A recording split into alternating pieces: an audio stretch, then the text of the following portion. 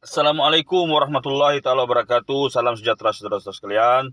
Alhamdulillah berjumpa lagi kita di channel Malaysia Respon.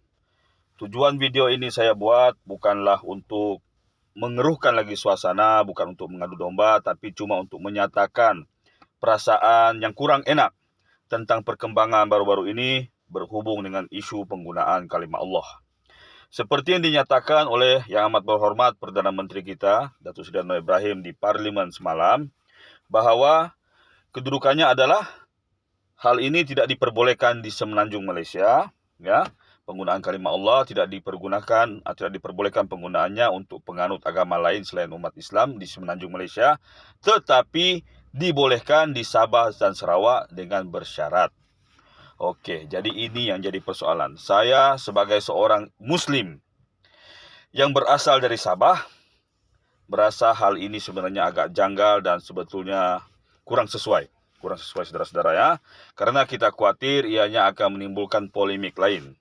Saya tidak rasalah akan mengeruhkan suasana sampai terjadi hal-hal yang tidak baik, tapi akan ada polemik lain yang boleh mengganggu gugat perpaduan kita yang selama ini sangat-sangat kita titik beratkan. Oke. Pertama, saudara-saudara, kalau di semenanjung Malaysia diperbolehkan,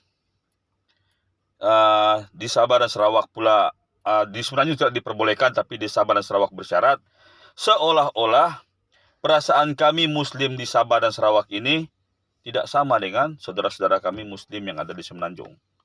Kalau saudara-saudara se-Islam, seagama kami di semenanjung bermati-matian tidak mau kalimah Allah digunakan oleh yang selain bukan Islam, begitu juga lah kami di Sabah dan Sarawak. Kita sama-sama umat Islam yang berpegang kepada mazhab Syafi'i dan sama-sama di bawah peruntukan perlembagaan persekutuan bahwa agama Islam adalah agama rasmi di peringkat persekutuan. Sudah tentu hujahan pihak-pihak ataupun saudara-saudara se-Sabah dan Sarawak kita yang tidak beragama Islam adalah MN 63. Kononnya dalam MN 63 tidak ada satu garis panduan yang menyatakan bahwa Islam agama rasmi. Betul. Tetapi hal ini diperjelaskan pula dalam perlembagaan persekutuan apabila jelas dinyatakan di sana bahwa Islam adalah agama resmi persekutuan. Kalau perkiraannya adalah nisbah penganut agama berkenaan, maka sepatutnya negeri Pulau Pinang pun tidak diperbolehkan. Sebab di Pulau Pinang jumlah bukan penganut Kristiannya tapi penganut agama yang bukan Islam jauh lebih besar berbanding dengan Sabah dan Sarawak. Sarawak mungkin saudara-saudara yang beragama Kristen lebih ramai, tetapi di Sabah majoriti berkenaan sudah mulai shifted. Oke. Jadi hal ini saudara-saudara, apabila Perdana Menteri menyatakan bahwa di Sabah dan Sarawak diperbolehkan dengan bersyarat, maka kami terasa hati saudara-saudara. Jelas di sini bahwa Perdana Menteri gagal untuk mengusut tuntas masalah ini. Dan kita nampak bahwa tujuan sebenarnya adalah untuk memancing undi. Walaupun Sabah dan Sarawak tidak terlibat PRN, tetapi perkiraannya adalah kerusi-kerusi di mana majoriti saudara-saudara kita yang bukan beragama Islam, besar kemungkinan nanti apabila PRU berlaku akan menyokong Pakatan Harapan atau Kerajaan Madani atau Kerajaan Perpaduan. Karena di Semenanjung, Kerajaan Perpaduan sudah sukses menggenggam erat undi masyarakat Cina dan India. Oke, tetapi di Sabah dan Sarawak, undi Bumi Putra bukan Islam masih lugai-lugai. Jadi besar kemungkinan inilah yang mau ditarget.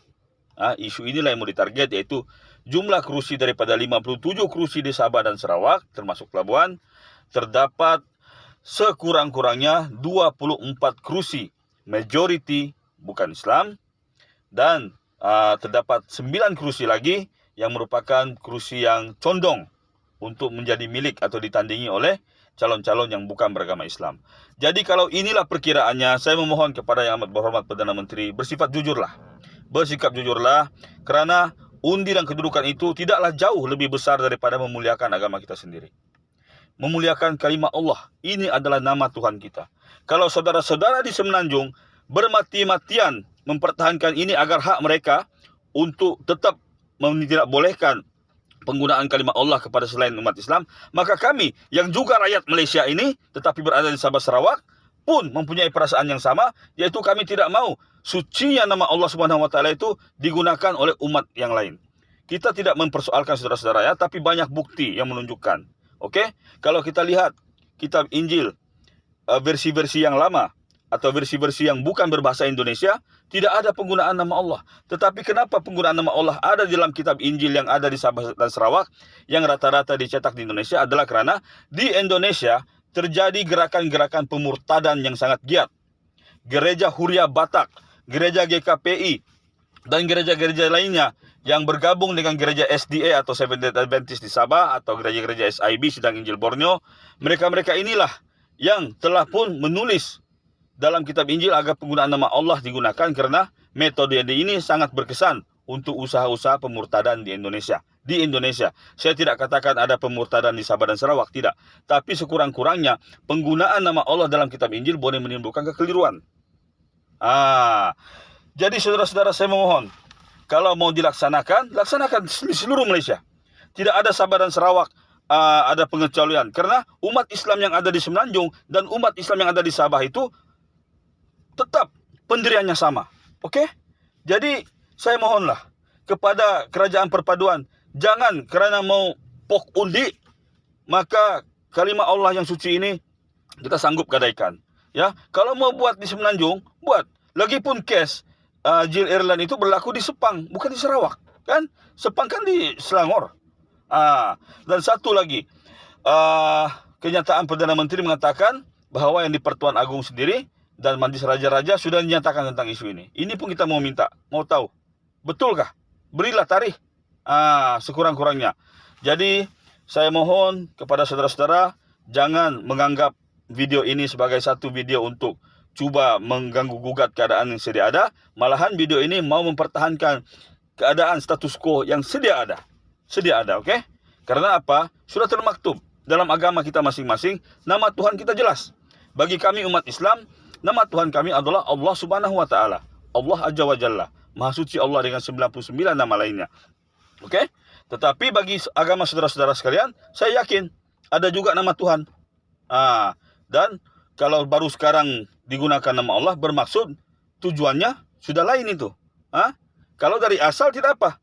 Karena agama Kristen memang lebih dulu daripada kita, agama Islam. Kita akui itu. Oke? Tetapi penggunaan nama Tuhan masing-masing dalam kitab dan penggunaan ibadahnya, Islam dari dulu konsisten menggunakan nama Allah.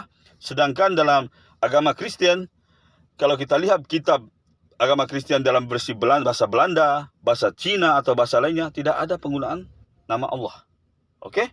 Dan kalau kita lihat versi-versi Alkitab dalam bahasa Indonesia yang lama pun, sebelum tahun 1969, tidak ada.